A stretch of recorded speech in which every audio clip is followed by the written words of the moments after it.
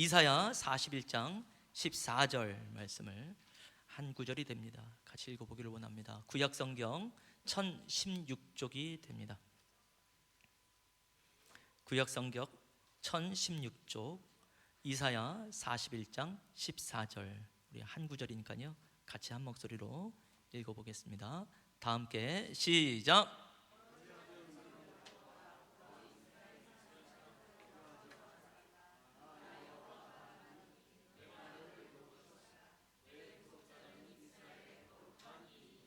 한 구절이니까요 한 번 더 읽어보겠습니다. 버러지 같은 너 야곱아, 너희 이스라엘 사람들아, 두려워하지 말라. 나 여호와가 말하니 내가 너를 도울 것이라. 내 구속자는 이스라엘의 거룩한 이인이라. 아멘. 한 주간 또 어떻게 사셨는지, 특별히 연말 또 연초가 되면서 자주 얼굴을 뵐 수 있어서 너무 좋습니다. 전에도 한번 그런 말씀을 드렸던 것 같은데, 인천에 아마 북구 쪽에 있었던 그 교회였던 것 같아요. 이제 오후 예배에 아마 설교를 하러 제가 갔었던 기억이 나는데, 그 목사님이 그런 얘기를 하더라고요. 원래는 이제 저녁 예배가 있었고, 그 저녁 예배를 이제 없앤 거예요. 하도 이제 성도님들이 요즘은 이제 예배를 한 번만 드린다고 합니다. 그래서 저녁 예배를 없애십시다. 그래서 없었대요. 그래서 오전 예배만 드리고 거의 한 1년, 2년 그렇게 예배를 드렸는데, 목사님이 너무 심심하더래요, 주일날. 그래서 오후 예배를 만들었다고. 그래서 오후 예배를 만든 지 얼마 안 된다고 그런 말씀하실 때 좀 많이 웃었거든요. 그러니까 그만큼 이제 교회에서 이제 많은 성도들과 함께 있기를 원하는 마음이었던 것 같은데, 저희 교회는 이제 예배가 이제 일주일에 한 번밖에 없잖아요.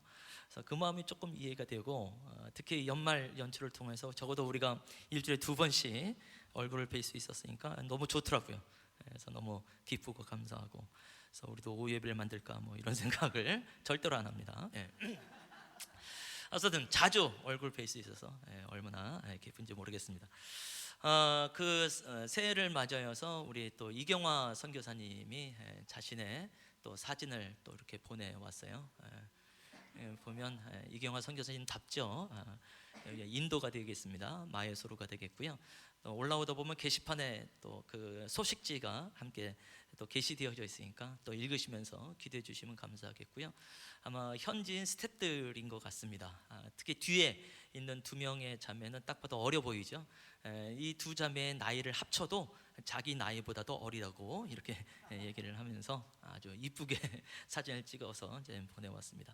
그래서 1월달, 2월달 동안에는 이제 역대상, 역대하를 강의하게 되어지고, 또 미가서, 선지서를 또 강의하게 된다고 합니다. 그래서 그 준비를 하면서 많은 은혜가 좀 있는 것 같아요. 또 언젠지 모르겠지만 또 한국에 귀국을 하면 또 저희도 그 은혜를 받았으면 좋겠다라는 생각을 하게 되어지고요. 요 강의가 끝나고 나면 이제 비자 문제 때문에 태국에 잠시 갔다가 비자를 받고 다시 인도로 들어가고 뭐 이런 일정이 있다고 얘기를 합니다. 올해서부터 우리가 이경화 선교사님을 또 후원하기로 결정을 하고 또 후원금을 보내고 있으니까요, 우리의 재정뿐만이 아니라 우리의 마음도 또 우리의 기도도 함께 섬겨 나갔으면 좋겠다라고 말씀을 드리고 싶습니다. 이 사진은 이제 뭐 걷어도 될 것 같습니다.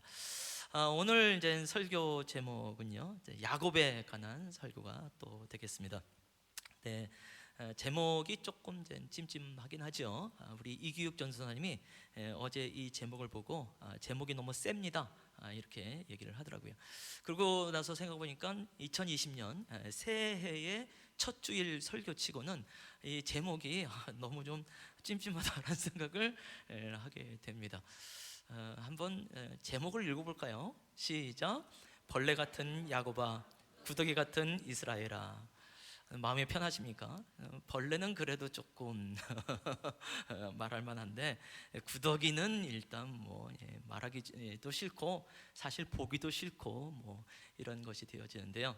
오늘 본문 말씀을 보게 되면 버러지 같은 너 야곱아 이렇게 나오게 되고요. 그 다음에 너희 이스라엘 사람들아 이렇게 나옵니다. 일단 뭐 버러지라고 하는 것이 뭐 벌레라고 말할 수 있겠죠. 근데 여기서 이스라엘 사람들아 말할 때 이 사람들이라고 하는 것에 원어를 보게 되어지면 이제 사람에 관한 이제 히브리어 몇 가지가 있겠죠. 그 중에서 여기서 말하는 사람들아가 말할 때 굉장히 연약한 존재로서의 사람을 말할 때 원어를 쓰게 되어집니다. 그래서 이제 이것을 이제 번역할 때 이제 표준 새 번역에서는요, 너 지렁이 같은 야곱아, 또 벌레 같은 이스라엘아, 이렇게 번역을 하고 있어요. 이것을 공동 번역이라는 게 또 있습니다. 거기서 번역할 때에 두려워하지 마라, 벌레 같은 야곱아, 구더기 같은 이스라엘아, 이렇게 되어 있습니다. 그래서 공동 번역의 이 번역을 따라서 오늘 설교 제목은 벌레 같은 야곱아, 구더기 같은 이스라엘아, 이렇게 됩니다. 설교 준비하면서 수도 없이 버러지, 지렁이, 벌레, 또 구더기란 말을 제 입에 올렸거든요. 정말 찜찜하더라고요. 제 입이 정말 더러워지는 것 같아서 좀 그렇긴 했습니다만, 이제 성경에 나오는 또 메시지이기 때문에 우리가 또 보고 나가야 될 것 같습니다. 아마 제 기억으로는 아마 10년 전쯤일 거라고 생각해요. 소풍교회에 한 젊은 목사님이 이제 부임을 하셨습니다. 김찬현 목사님인데요. 이분의 설교가 초반부에 자주 했던 말이 뭐냐면, 나는 버러지 같은 사람입니다. 나는 지렁이 같은 사람입니다. 이런 얘기를 자주 하셨어요. 정말 싫더라고요. 별로 아멘하고 싶지도 않고, 또 특히 과거에는 이제 우리 성도님들이 대표 기도할 때 그런 기도를 많이 들었을 것 같아요. 이 버러지만도 못한 인간을 구원하시기 위하여 하늘 보좌를 버리시고 이 땅에 오신 예수님 하면서 그런 기도를 많이 들었을 거라고 생각을 하고, 과거의 영성에 의하면 바로 우리를 말할 때 버러지, 또 벌레, 자꾸 발음하기 싫지만 구더기처럼 말하고 있을 때가 상당히 많이 있는 것을 발견하게 되어집니다. 어떻게 보면 이제 이들에게서 이제 별명과 같은 것이 되어지는데요. 사실 이스라엘이라고 말할 때 이제 다른 말로는 유대인이라고 이제 말하게 되어지고, 뭐 유태인 이렇게 말하게 되어지잖아요. 이 세상에 영향력을 갖고 있는 유대인들이 굉장히 많이 있습니다. 이스라엘 사람들이 굉장히 많이 있습니다. 우리가 생각하는 것보다 훨씬 더 많습니다. 일단 기본적으로 우리는 4대 성인이라고 말을 할 때는 이제 예수님이 기본적으로 들어가고, 석가모니가 들어가게 되어지고, 그 다음에 공자가 들어갑니다. 또 한 사람이 들어가는 것은 이제 소크라테스가 들어가게 되어져요. 이제 4대 성인이라고 말할 땐 그렇게 말을 합니다. 그런데 이제 세계사를 바꾼 이제 4대 유대인이 있습니다. 예수님이 그 안에 반드시 들어가고요. 그 다음에 마르크스가 들어갑니다. 공산주의의 어떻게 보면 사상을 이렇게 체계한 사람이라고 말할 수 있겠죠. 마르크스라고 하는 사람 들어봤겠죠. 그 다음에 이제 프로이트라고 하는 사람이 또 들어갑니다. 프로이트는 뭐 정신분석학으로 유명한 사람이 되어지고, 심리학을 배운 사람이라고 한다면 프로이트를 반드시 배워야만 돼요. 또 한 사람은 아인슈타인입니다. 뭐 말하지 않아도 아주 잘할 거라고 생각하고, 상대성 이론을 통해서 기본적으로 과학을 공부하는 사람이란다면 아인슈타인을 벗어날 수 없다, 이렇게 말을 할 수 있겠어요. 그래서 예수, 마르크스, 프로이트, 아인슈타인, 세계사를 바꾼 4대 유대인이라고 말을 하게 되어지죠. 그래서 이게 참 우리한테 와닿는 말인지 모르겠는데요. 유대인들이 이제 자기들끼리 말하는 유명한 유머가 있다고 합니다. 이 4대 유대인과 함께 이제 모세까지 포함되어져서 있는 이제 유머인데요. 한번 읽어볼게요. 정말 우리한테 웃긴지 어떤지는 잘 모르겠습니다. 그래서 이 5명이 함께 모여서 우리의 인간의 사회 속에서 핵심적인 원리가 무엇인가에 대해서 말을 할 때 모세가 먼저 말했답니다. 아무래도 핵심적인 원리는 이성이 아니겠냐, 이렇게 얘기할 때 예수가 무슨 소리냐, 사랑이야말로 가장 중요한 핵심 원리다. 그때 이제 마르크스가 그 얘기를 듣고 나서 뭔 소리냐, 밥이 제일 중요하다. 그래서 경제가 살아야 나라가 산다, 이런 얘기를 한 거예요. 그때 이제 프로이트가 말을 한 거죠. 아니다. 아무리 봐도 인간의 사회의 가장 중심에 중요한 것은 성과 무의식이라는 것이다. 이것이 없이 어떻게 인간 사회가 이루어질 수 있겠냐. 그때 이제 마지막으로 이제 바로 이제 아인슈타인이 나온 거죠. 그래서 아인슈타인이 한 바지 딱 던지면서 모든 토론이 썰렁하게 됐다고 합니다. 모든 것은 상대적이야. 그래서 끝났다는 거죠. 안 웃기죠. 근데 이것은 유대인들에게 있어서 굉장히 유명한 유머라고 말을 합니다. 굉장히 똑똑한 유머인 것 같기도 하고 그렇습니다. 그만큼 이제 이 유대인들의 영향력이 얼마나 큰가에 대해서 말하고 있고요. 특히 경제적인 부분에 있어서 유대인의 영향력은 뭐 세계적이죠. 미국의 이제 재벌들 중에 특히 이제 개인 재산이 10억 달러 이상인 사람들, 그 중에 이제 3분의 1은 유대인이라고 말을 합니다. 10억 달러라고 말하니까 이게 감이 안 잡히게 되어지죠. 우리나라 돈으로 하면 1조 2천억 원 정도가 됩니다. 조금 이해가 되나요? 1조 2천억 원. 개인 자산이 1조 2천억 원 이상 되는 사람이 미국 내에서 그 중에 3분의 1이 유대인이라고 말할 정도면 어마어마하죠.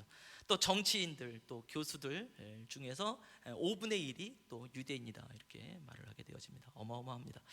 2014년까지 노벨상 개인 부분 수상자가요 195명이나 된다고 합니다. 이제는 뭐 우리나라 같은 경우는 노벨 평화상 하나밖에 없는 상황인데 유대인들은, 이건 2014년도 얘기니까 지금 훨씬 더 많이 있겠죠. 유대인들은 뭐 영화 산업에도 엄청나게 진출되어져 있습니다. 우리가 많이 알고 있는 워너 브라더스라고 하는 것도 유대인이 운영을 하고 있고요. 파라마운트 픽처스, 뭐 20세기 폭스 이런 것도 다 유대인이 운영하고 있고요. 유니버설 스튜디오 좀 많이 들어봤잖아요. 이것도 유대인이 운영을 합니다. 뭐 석유왕 록펠러 뭐 엄청나게 유명한 사람이고요. 스티븐 스필버그, 뭐 E.T. 뭐 아니면 또 타이타닉 이런 거 감독감, 뭐 세계적인 감독 아닙니까? 특히 우리가 이제 자주 가는 이제 별다방, 스타벅스 회장 하워드 슐츠라고 하는 사람 또 유대인이 되어지고요. 지금도 뭐 한국 사회에서도 자주 쓰고 있는 SNS, 페이스북의 이제 설립자 마크 주크버그 같은 경우도 이 사람도 유대인입니다. 엄청나죠. 그러니까 우리가 알고 있는 사람들의 이름만 몇 명만 돼도 유대인의 영향이 얼마나 큰가라는 것을 알게 되어지고, 또 미국의 3대 TV 중에서 이제 MBC라고 하는 것도 ABC, CBS 이런 것도 다 유대인들이 운영을 하고 있고요. 뿐만이 아니라 이제 뭐 잡지 아니면 신문, 아주 유명한 뭐 워싱턴 포스트, 뭐 뉴욕 타임즈, 뭐 월스트리트 저널, 뭐 뉴스를 통해서 많이 들어보는 것들이잖아요. 이렇게 다 유대인들이 관리하고 운영하고 있는 것들이라고 말을 하고 있습니다. 유대인들이 전 세계로 흩어져 있는 사람들이 1,300만 명 정도 된다고 합니다. 비율로 말하면 0.2%밖에 안 되는 사람들이지만 이미 전 세계로 어마어마한 영향력을 미치고 있습니다. 그러니까 이러한 이스라엘을 향하여서, 이러한 유대인을 향하여서 버러지 같은 야고바, 특히 구더기 같은 이스라엘이라고 말을 하는 것이 이 사람들에게 얼마나 와 닿을까라는 생각을 해보게 되어집니다. 아무리 봐도 이것은 칭찬은 아니다. 어떻게 보면 이스라엘을 향하여서 하나님께서 말하고 있는 별명과 같은 것이다라고 볼 수 있는데요. 우리 성도님들은 그동안 살아오면서 어떤 별명을 갖고 있었는지 굉장히 궁금합니다. 제가 중학교 1학년이나 중학교 2학년 때가 아닐까 싶은데요, 반 친구 중에 한 명 별명이 따끈종이였습니다. 이해가 되시나요? 따끈종이. 그건 얼굴을 보고 지은 별명이에요. 하도 얼굴이 구겨져 있어서 친구들이 항상 저 따끈종이라고 말했어요. 그래서 그 앞에 뭔가가 빠진 거죠. 앞에 똥이 빠지든지 코가 빠지든지. 그래서 항상 우리가 부를 때 야 따끈종이 이렇게 불렀던 기억이 납니다. 이건 웃어야 되는데, 주여. 저는 이제 저희 작은 아버지가 항상 저를 어릴 때 넙죽이라고 불렀어요. 제 얼굴 잡아당기면서 우리 넙죽이, 우리 넙죽이. 정말 싫었습니다. 귀엽다는 표현이었지만 정말 싫었어요. 그래서 제 얼굴이 더 넙죽해지고 있지 않나 뭐 이런 생각이 들고. 이건 정말 말하기 싫은데요. 고3 때 아주 잠깐 난장이 똥자루 라는 얘기를 들어본 적이 있어요. 주여. 예. 제 이 키가 중학교 2학년 때 키거든요. 그러니까 중3이 되어지니까 제가 굉장히 앞번호에 속한 사람이 되더라고요. 그래서 누군가가 얘기를 했어요. 난장이 똥자루고. 그것이 자랑스러울까요? 어딜 가든지 난 난장이 똥자루야 라고 외치면서 말을 할 수 있을 거예요. 그래서 결코 칭찬이 아니다라는 것을 알게 되어지는 것이죠. 마찬가지인 것 같아요. 야곱을 향하여서 버러지다, 지렁이다, 벌레다, 또 구더기다라고 말하는 것은 절대로 칭찬이 아닌데, 지금까지 우리가 이제 몇 주를 걸쳐서 이제 야곱을 봤습니다만, 야곱의 삶을 보면 참 버러지 같다, 지렁이 같다, 벌레 같다, 구더기 같다 하는 생각을 할 수밖에 없죠. 태어날 때서부터 뭐 형과의 경쟁 속에서 태어났습니다. 아주 엄마의 복 중에서 아무튼 난리였던 것 같습니다. 서로 싸우고 먼저 나가려고, 먼저 형이 되려고 뱃속에서부터 싸운 모습이 성경에는 이제 기록이 되고 있습니다. 형이 먼저 나가게 됐고 형의 뒤꿈치를 잡고 나왔다라고 성경은 기록을 했어요. 막 나온 이 신생아가 힘이 있어 보여 얼마나 있다고 형의 뒤꿈치를 잡고 나올까요? 참 대단한 야곱이다라는 생각을 할 수밖에 없습니다. 어떻게든지 이 장자권을 취하기 위해서 형의 약점, 배고픔을 못 견디고 있는 형의 약점을 이용하여서 장자권을 자기가 사갑니다. 결국 아버지를 속이고 형을 속이고 어머니와 작당을 하여서 그 모든 장자로서의 축복을 얻어내고야 맙니다. 그래서 야곱은 아무리 봐도 사기꾼과 같은 사람이다. 또 야곱이라는 뜻 자체가 그렇기 때문에 그런 거죠. 정말 혈혈단신 800km 이상 되어지는 하란으로 외삼촌 댁으로 가게 되어지죠. 그리고 나서 20년 후에 고향으로 돌아오지만 그 사이에 어머니 리브가는 돌아가셨습니다. 그래서 어머니를 만나지 못하는, 임종을 지켜보지 못하는 불효자, 그런 야곱이 될 수밖에 없는 상황이 되어졌죠. 원치 않는 4명의 여인과 결혼을 하게 되어졌고 20년 동안 노예 아닌 노예의 삶을 또 야곱이 살게 되어졌습니다. 하나님의 전적인 은혜로 말미암아 재산이 많아졌어요. 그러나 외삼촌을 피하여서 도망할 수밖에 없는 상황이 되어지고 그것을 간신히 이겨냈다고 생각을 했더니 이제 형, 어마어마한 복수를 품고 달려오는 형을 보면서 두려움과 낙심 가운데 야복강에서 하나님과 씨름할 수밖에 없었던 야곱을 발견하게 되어지죠. 결국 야곱은 하나님께서 그의 허벅지를 치면서 위골이 되어지고 어긋나면서 이제 장애인의 신세가 되어집니다. 참 야곱의 삶이 참 기구하다라는 생각을 할 수밖에 없습니다. 그래도 형과의 관계도 이제 회복이 되어지고 10년 이상 세겜이라는 땅에서 살고 있는데 이게 웬일입니까?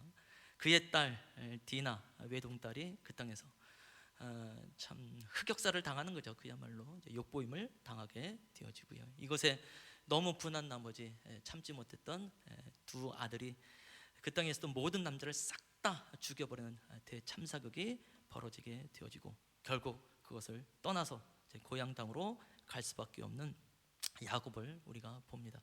특히 세겜 땅에서의 우리가 디나가 욕보임을 당했을 때의 이 야곱의 태도를 보면, 행동을 보면 지금도 좀 이해가 안 됩니다. 우리가 지난 주일날 함께 봤었던 야곱의 모습인데요, 어떻게 아버지로서 자기의 외동딸을 그렇게 취급할 수 있는가? 정말 야곱 맞나? 정말 이스라엘이라는 이름으로 바뀐 그 사람 믿음의 조상이 맞나라는 생각을 하게 될 정도로 굉장히 참 실망스러운 모습을 이제 우리가 보게 되어졌죠. 그의 아버지의 그 장사를 함께 이제 치르고 난 다음에 고향 땅에서 살게 되어지는데 안타깝게도 그가 가장 사랑하는 라헬의 또 라헬의 첫째 아들 요셉이 애굽으로 팔려갑니다. 사실은 이제 야곱 같은 경우는 요셉이 죽었다고 생각을 했죠. 또 그 형들이 요셉이 죽었다고 속이면서 이제 야곱한테 보고를 했기 때문에 그렇습니다. 근데 놀라운 것은 요셉이 애굽 땅에서 그야말로 출세했습니다. 총리가 되어졌습니다. 그래서 이제 야곱을 불러오게 되어집니다. 그때 창세기 47장 7절에서 10절까지의 말씀을 한번 보기를 원합니다. 47장 7절에서 10절 같이 한번 읽어보죠. 시작.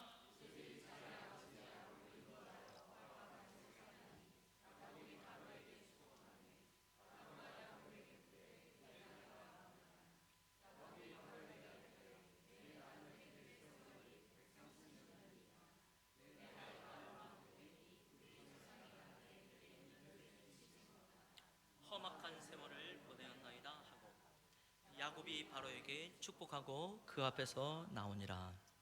9절 말씀을 보게 되어지니까 바로가 네 나이가 몇 살이냐라고 말할 때 130년입니다 라고 말합니다. 130살을 살고 있었던 야곱이죠. 그러면서 뭐라고 말하냐면 나는 험악한 세월을 보내었나이다 이렇게 말을 하고 있습니다. 그러니까 이미 이제 쭉 요약해서 말씀드렸고 또 이미 야곱에 대한 정보가 있는 우리들의 입장에서 그래 130년 동안 어떻게 야곱이 삶을 살았는지 잘 알게 되어지고 그가 정말 험난한 험악한 삶을 살았던 것을 알게 되어집니다. 우리의 삶하고 돌아볼 때 어떤지 모르겠으나 이런 모든 과정을 볼 때에 이사야 선지자를 통해서 하나님께서 하신 말씀이 그래 맞다. 야곱은 버러지와 같다. 지렁이와 같다. 벌레와 같다. 구더기와 같다라는 생각을 하게 되어지고요. 적어도 야곱은 이러한 표현에 대해서 특별히 반발할 수 없을 거라고 생각이 되어집니다. 그러면 돌아보면 과연 이제 야곱만 벌어지냐, 야곱만 구덕이냐, 우리는 어떠냐라는 생각을 해보게 되는 것이죠. 전에도 말씀드렸죠. 사실 저는 저 자신을 야곱으로 표현하기를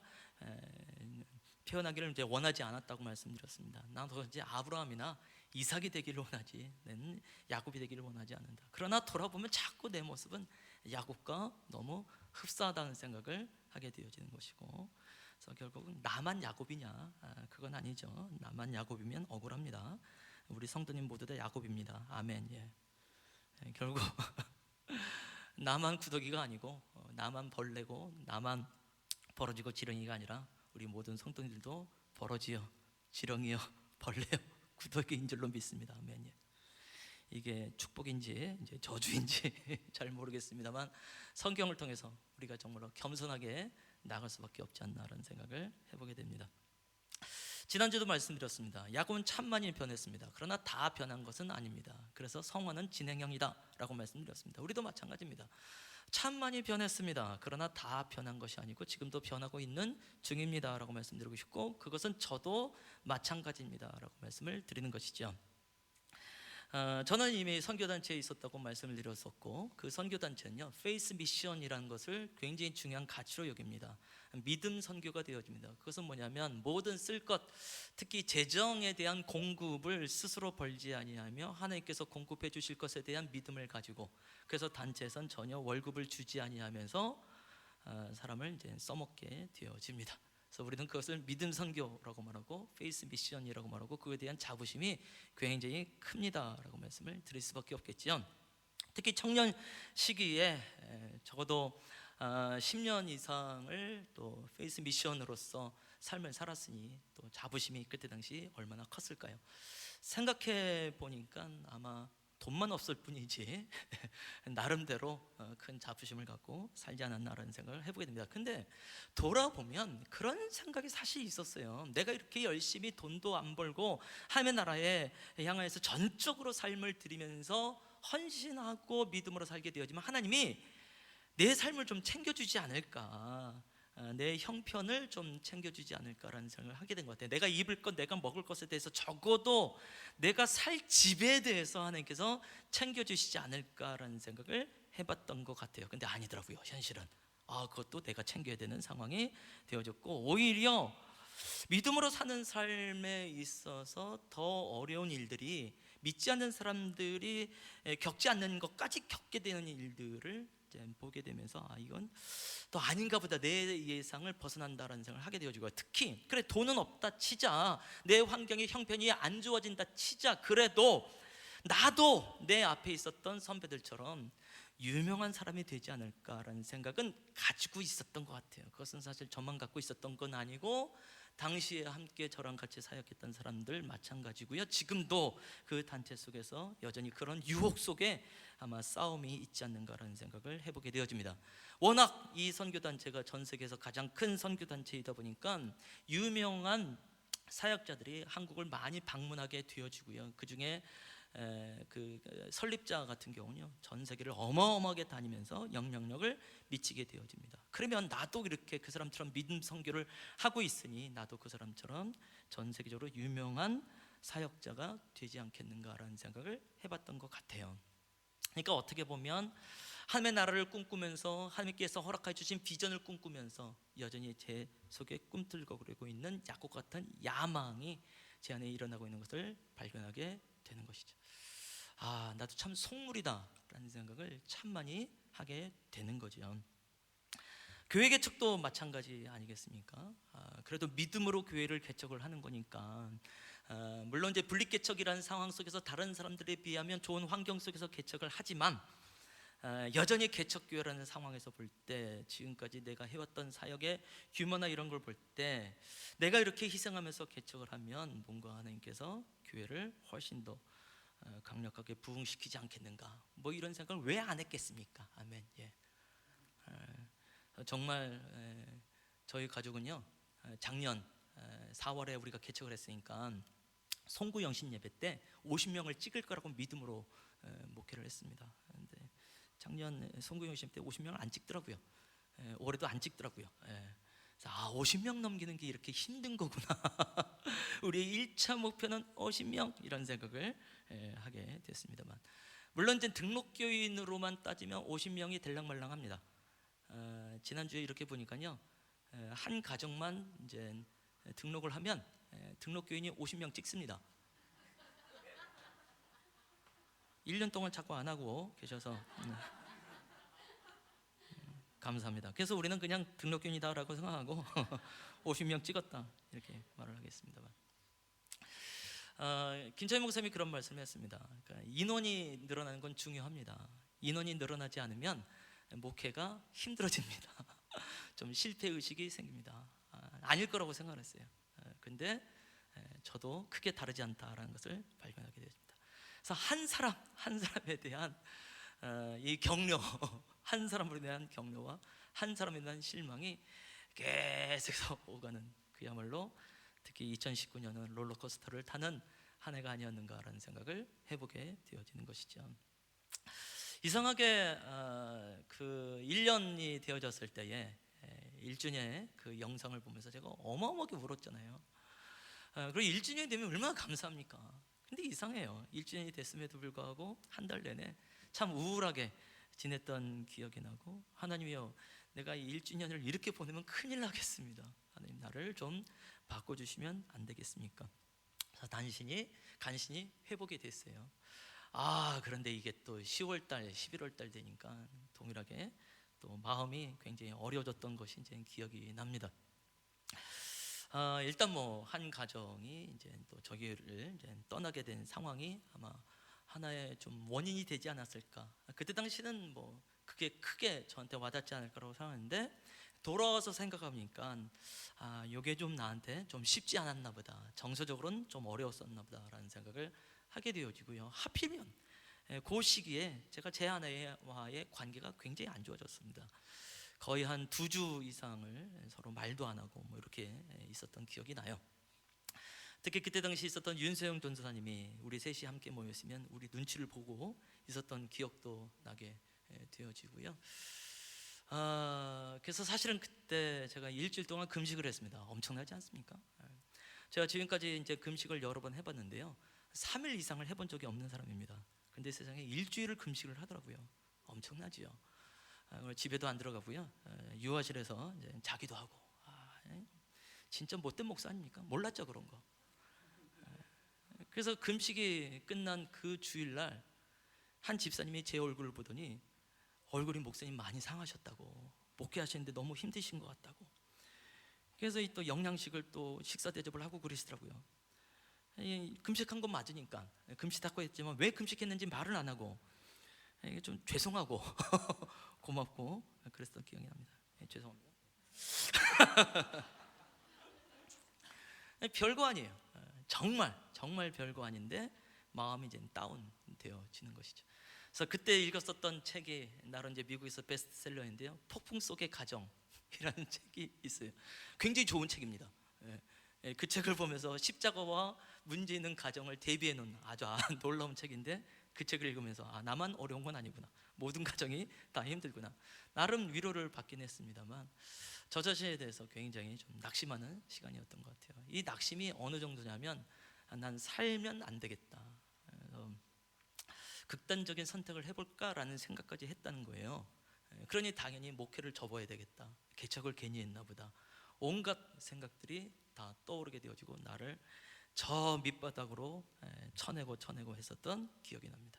지금도 기억나요. 요 앞자리에서 울고, 저 김진옥 권사님이 앉아있는 자리에서 울고 통곡하고 있다가 멍하고 있다가, 아무튼 1, 2주를 보냈던 기억이 납니다. 그 2020년도에 이런 고백을 하는 이유는, 2020년도에는 절대로 이런 일이 없기를 원하는 마음으로, 또 있을 수도 없고 그런 마음으로 나아가 봅니다. 더군다나 지금 이제 육신의 연약함이, 생각지도 못했던 연약함이 이제 생기게 되어졌어요. 제가 이제 목 디스크가 좀 심하게 되어졌고, 지난번에도 말씀드렸는지 잘 기억이 안 나는데, 어떻게 보면 이제 희귀병이더라고요. 희귀병, 이제 후종 인대 골화증이라는 희귀병입니다. 척추를 이제 이렇게 붙들고 있는 인대가 있잖아요. 인대가 점점 굳어지는 겁니다. 그래서 뼈처럼 변화가 되어지고 그래서 이제 인대가 울퉁불퉁하게 되어져요. 그래서 인대 뒤에 있는 이제 신경 척수가 눌립니다. 그래서 이제 목 디스크 심한 상태에 있는 사람과 같은 증세가 일어나고 있고, 그게 이제 왼쪽 팔 왼쪽 어깨로 지금 나타나고 있고, 지금도 그런 통증 속에서 이제 설교를 하게 됩니다. 인터넷에서 여러 가지 이제 그 검색을 해보니까요, 이 후종인대 골화증에 대한 별명이 있더라고요. 남은 삶을 죽이는 병, 남은 삶이 남아 있잖아요. 이것을 죽이는 병으로 되어 있어요. 그러니까 이게 심해지면 이제 사지가 이제 마비되는 거거든요. 그러면 이게 얼마나 이제 살아도 산 게 아니잖아요. 그래서 남은 삶을 죽이는 병으로 알려져 있다고 말하고, 이게 이제 특히 일본하고 한국 사람들한테 주로 나타난답니다. 전 세계적으로 나타나는 것이 아니라, 그리고 여성보다는 남성에게 나타나고 또 40대 이상에서 나타나게 되어지는데, 제가 딱 그 상황 속에 있게 되어지죠. 더군다나 우리가 야곱에 대한 이제 그 생애를 보면서 야곱의 허벅지 관절이 어긋나면서 장애인이 됐잖아요. 왜 하필이면 그 설교를 했는지, 그래서 더 후종인대 골화증이 더 심하게 됐나, 말씀대로 살려고 나도 이렇게 됐나, 뭐 이런 생각이 되니까 더 마음이 다운될 수밖에 없는 상황이 되어지죠. 그래서 알게 되어지는 거예요. 야곱만 버러지가 아니구나. 돌아보면 나도 버러지구나. 나도 벌레고, 나도 지렁이고, 나도 구더기이고, 10여 년 전에 김찬희 목사님이 말했던 것, 나는 버러지 같은 사람입니다, 나는 벌레 같은 사람이다 라고 말했던 것이 이제야 와서 동의가 되어지면서 다음번에 만날 땐 버러지끼리 뭔가 또 거하게 위로의 식사를 해야 되지 않을까라는 생각을 해보게 됩니다. 그럼 아까 말씀드린 대로 저만 그러냐 이거예요. 저만 나쁜 놈이겠습니까? 저만 쓰레기입니까? 예선교회 담임 목사가 그러다가 한다면 예선교회 성도도 크게 다르지 않습니다. 아멘. 예. 자, 인정하지 않기를 바라고 말씀 하나 보기를 원하는데요, 이 벌레 같은 표현이 시편 22편 6절에 한 번 더 나옵니다. 한번 읽어보기를 원합니다. 시편 22편 6절 말씀입니다. 6절 읽겠습니다. 시작.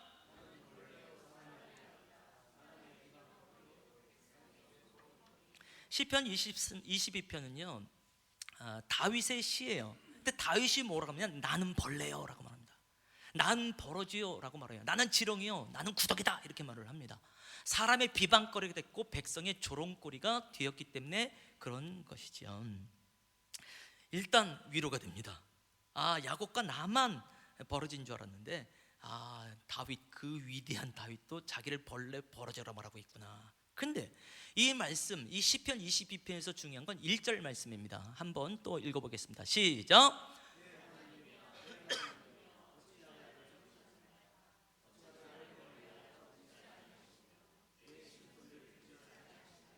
노란 글씨를 다시 한번 읽어볼까요? 내 하나님이여, 내 하나님이여, 어찌 나를 버리셨나이까.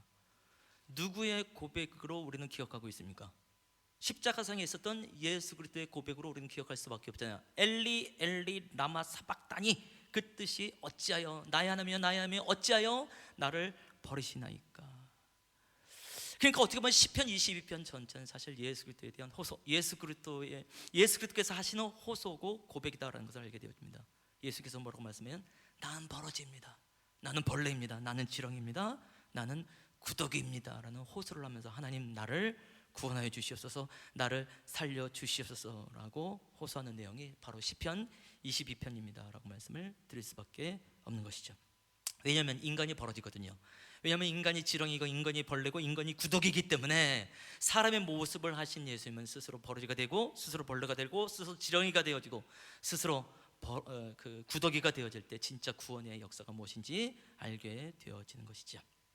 이쯤 되면 하나님 나도 구더기입니다, 나도 버러지고 나도 벌레이고 나도 지렁입니다 라고 하는 고백이 그렇게 나쁜 고백만은 아니고 그것이 우리의 오히려 은혜의 고백이 되어지고 그것을 통해서 하나님께서 하실 일인 것을 발견하게 되는 것 아니겠습니까? 우리 성도님 모두 다 주 안에서 아름다운 성도입니다. 그리스도입니다. 하나님의 자녀입니다. 그러면서 동시에 나는 버러지라는 사실에 대해서, 구더기 같은 존재라는 사실에 대해서 인정하시기를 축원합니다. 그 얘기는 뭐냐면 하나님이 어떠한 분이냐 이거예요. 하나님이 버러지의 하나님이시고, 하나님이 벌레의 하나님이시고, 하나님이 구더기의 하나님이다. 이렇게 말하면 하나님이 얼마나 찜찜하실는지 모르겠으나, 성경의 전체적인 표현을 보게 되어지니 하나님 스스로 자신을 그렇게 말씀하신 것에 대해서 조금 더 거리끼 하지 않는다라는 것을 알게 되어지는 것이지요. 결국 버러지 같은 저의 하나님이 되어지시고, 벌레 같은 우리 성도님들의 하나님이 되어지는 것이고, 구더기 같은 우리들의 하나님이 되신다는 사실 앞에 우리는 위로가 되는 것이 아니겠는지요.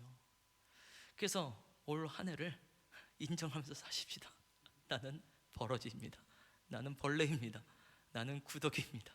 나는 지렁이입니다.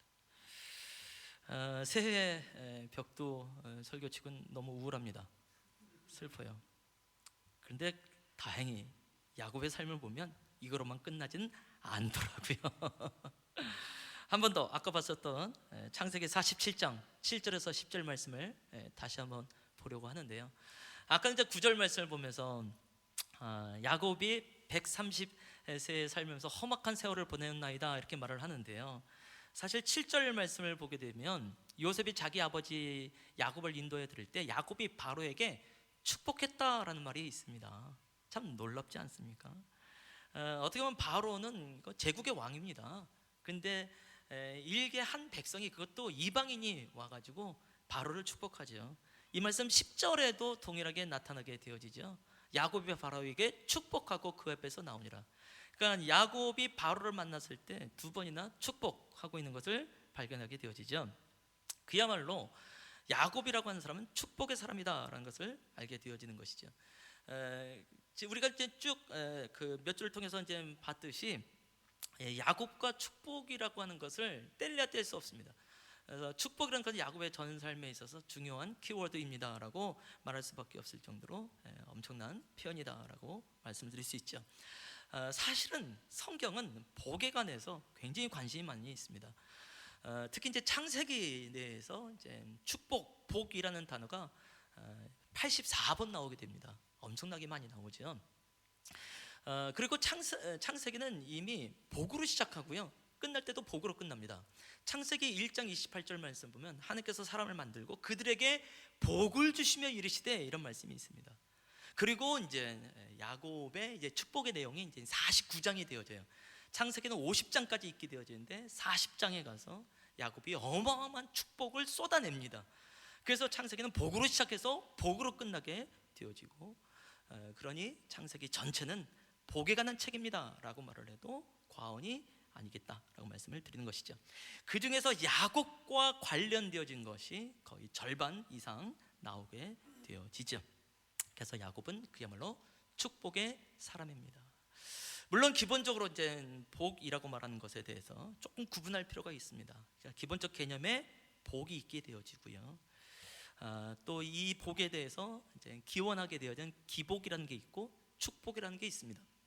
우리는 때때로 기복과 축복을 같이 쓸 때가 많이 있는데, 사실 단어적으로 국어사전적으로 보게 되어지면 기복과 축복은 좀 다르다라고 말씀을 드릴 수밖에 없습니다. 일단은 하나님께서 우리는 축복하지 않습니다. 축복할 이유가 없습니다. 왜냐하면 하나님은 복을 주시는 분이기 때문에 그렇습니다. 축복이란 말 자체는 복을 기원한다라는 의미가 되잖아요. 그래서 하나님이 복을 기원할 리가 없죠. 누군가에게 기도할 필요가 있는 분이 아니니까. 그래서 근본적으로 하나님은 복을 주시는 분이십니다. 그래서 하나님 나를 축복하여 주시옵소서라고 말한 것은 사실은 이제 문장적으로 맞지 않습니다라고 말씀드리는 것이고, 하나님 나에게 복 주시옵소서라는 말이 오히려 더 맞는 말이 되겠지요. 그래서 축복이라고 하는 것은 또한 자기한테 하지 않습니다. 나를 축복해라고 말하는 것, 특히 우리가 이제 사랑합니다, 축복합니다 이런 얘기를 많이 하는데, 자기를 향하여서 사랑합니다, 축복합니다라고 말할 때 어떻게 되겠어요? 이렇게 하겠죠. 결국 사랑해, 축복해, 이건 자기애가 강한 거고 좀 이상한 사람인 것이지, 이 축복이라는 것은 근본적으로 다른 사람에게 하게 되어져 있죠. 한번 여러분 얼굴 보면서 인사를 볼까요? 축복합니다. 예. 그러니까 축복이라고 말할 땐 자기를 향하지 아니하며 이것은 다른 사람을 향하게 되어 있습니다. 결국 축복이라는 것은 주는데 강점이 있다는 것을 알게 되어지고, 그것이 원래 복의 뜻이다라는 것을 알게 되어집니다. 복이라고 하는 것을 나에게 집중하게 되어질 때 그때가 기복이 되겠지요. 근데 복을 다른 사람에게 집중하게 될 때 그때가 축복이 되겠지요. 그런 의미 속에서 이제 이 야곱은 이제 기복의 사람이 아니라 축복의 사람으로 나타나는 것을 발견하게 되어지고, 이 어마어마한 험악한 삶을 살았지만 바로 이 바로를 향하여서 축복하고 있는 야곱의 당당한 모습을 발견하게 되어집니다. 그러면서 이 49장 전체를 보면 12아들을 이 야곱이 축복을 합니다. 그리고 축복의 메시지대로 이것은 예언이 되어지면서 이스라엘 전체에 영향을 미치는 어마어마한 사건이 일어납니다. 그것이 이제 창세기 49장이 되어지는데요. 여러 가지 이제 축복의 예언이 있습니다만 그 중에서 대표적인 것을 보고 싶은 것은 이제 유다에 관한 이제 축복이 되어집니다. 11절서부터 49장 8절, 8절서부터 10절까지의 말씀을 한번 같이 읽어보죠. 시작.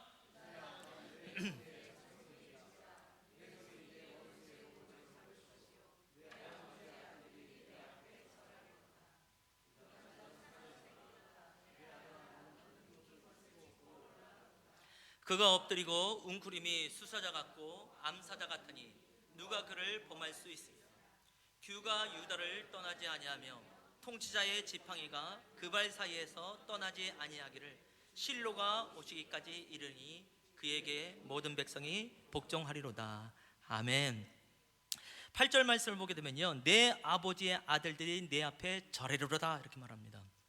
유다는 셋째 아들입니다. 그럼에도 불구하고 내 아버지의 아들들이, 그러니까 너의 형들, 너의 동생들뿐만 아니라 너의 형들까지, 너의 형들의 후손들까지 내 앞에 절하게 되겠다 이렇게 말씀하는 거죠. 9절 말씀을 보면 유다를 향해서 사자 새끼다, 사자라고 말하는 거죠. 또 수사자다, 암사자다 이렇게 말을 하고 있고요. 10절 말씀을 보면 규가 유다를 떠나지 않는다. 규라고 하는 것은 왕권을 의미하게 되어집니다. 홀이라고 표현하기도 하죠. 그래서 통치자의 지팡이가 그 발사에서 떠나지 않게 될 것이다. 실로가 오기까지라고 말하는 이 실로라고 하는 것은 메시아를 의미하기도 합니다.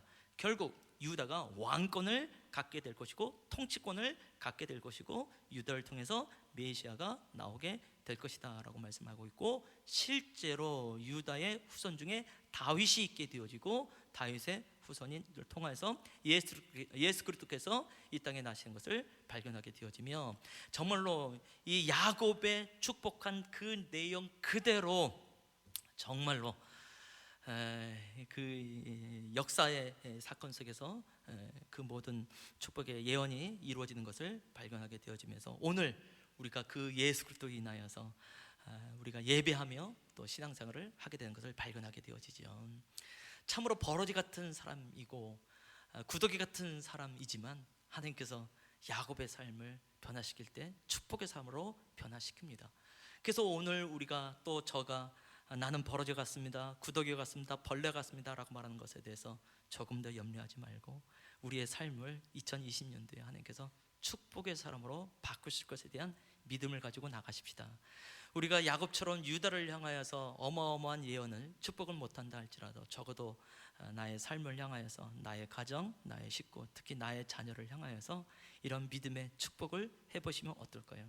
예선교회를 향하여서, 할 수만 있으면 담임 목사를 향하여서도, 할 수만 있으면 인천을 향하여서, 또 케냐 땅을 향하여서 우리가 믿음으로 축복하면서 어떻게 그 일을 이루어 가시는지 한번 봤으면 좋겠고, 2020년제 정말로 좋으신 하나님을 인하여서 그런 은혜가 우리 성도님들에게 있으시기를 축원합니다.